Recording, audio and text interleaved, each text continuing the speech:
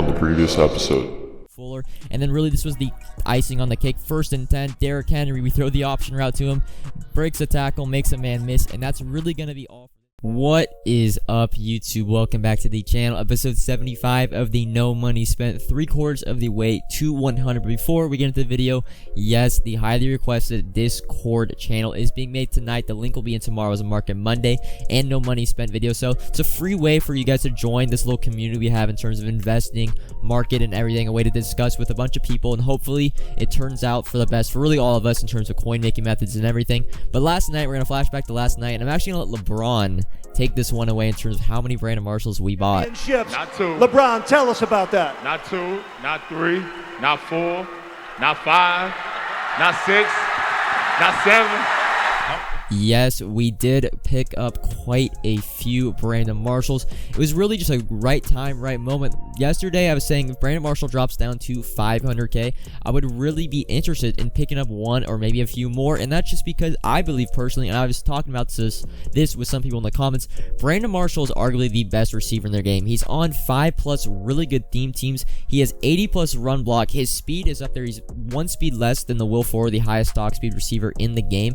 And as well, he's going to have that most feared strat item boost for the next 2 weeks. And really, if you're not a Randy Moss Raiders team, Brandon Marshall's probably the best receiver in the game. And at 500K or less, it's pretty much I feel like a no risk investment. I can see him going to upwards of 800K, but you see, we picked up 6 in total. I kept one for my team, but I actually did a quick turnaround and sold all of them Sunday. And really, it was for a couple reasons. One, based on last week, we saw JJ Watt and Travis Kelce. Them being their peak was actually the day they were out of pack. So I sold them all off around 667. 697 was the highest. 622 for a couple of them.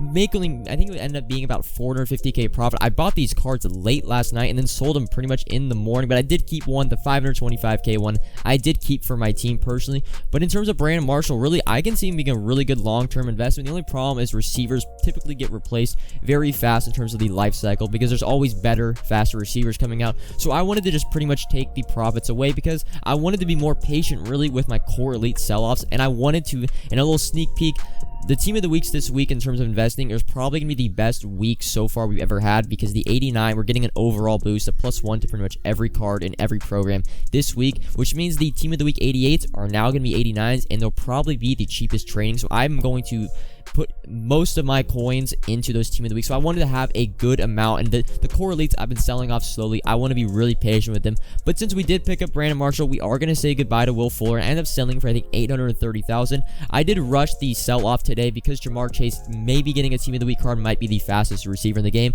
and I planned on actually getting a head-to-head. This head-to-head gameplay is specifically against Devin Booker 200. If you know who this is, he pretty much gets top 50 every week. Last week he went 23-2. I'll show the record. But Brandon Marshall, a great play. Unfortunately, I do end up choking this game, and it's because Dan Marino's release is so, I swear it got nerfed. His release has been slower and slower by the day, and I'm actually going to sell him off, as you see, for 979,000, and the power-up, I believe, sells for 250K. I need to go back to my roots. Gunslinger is probably my favorite archetype in terms of core or favorite ability. Strong arm being my favorite archetype quarterback, so I'm going to be going back to either Josh Allen, Zach Wilson, or hopefully Andrew Luck is the strong arm quarterback. But moving on from that, unfortunately, I was playing the game basically, and after that catch, I looked at my computer and I forgot to click start recording. So that's really an unfortunate event, untold. But if we look actually at the market and really our binder overall, you actually saw I was selling Jalen Ramsey's for 100. It was kind of a funny story. I was selling Jalen Ramsey's last night for 129K pretty damn fast, and I happened to just log on, I believe it was this morning, Sunday morning when I first logged on, to kind of list up some players, get some footage for YouTube. I saw 4 Jalen Ramsey's up for 90K or less, so I pretty much just bought all 4, and then now I'm selling them back again. Like 30 minutes later, they went back up to 30,000 coins. So probably the quickest, like I think it was 120,000 coins I've probably ever made, and that's really been the story all weekend. I've been selling off my core elites that I bought Friday afternoon for just really, if they, man, the market is so bipolar in terms of core elites because they're just not packed. Like they're the rarest, especially the 86 plus cards. They're like the rarest cards packed. Myles Garrett, if you saw, I don't know if I showed it. I sold 3 Myles Garrett's off for 69,000. For some reason, probably 1 in the morning West Coast time last night. Myles Garrett just randomly spiked up to 90,000 coins. I don't know if someone was trying to price fix, so I'm like, I'm just going to list for 69. It sells, and I ended up selling 2 for 69, 152, and I think the card really back up on the market today. I think 40, back to that 40,000, 45,000 marks, really all weekend.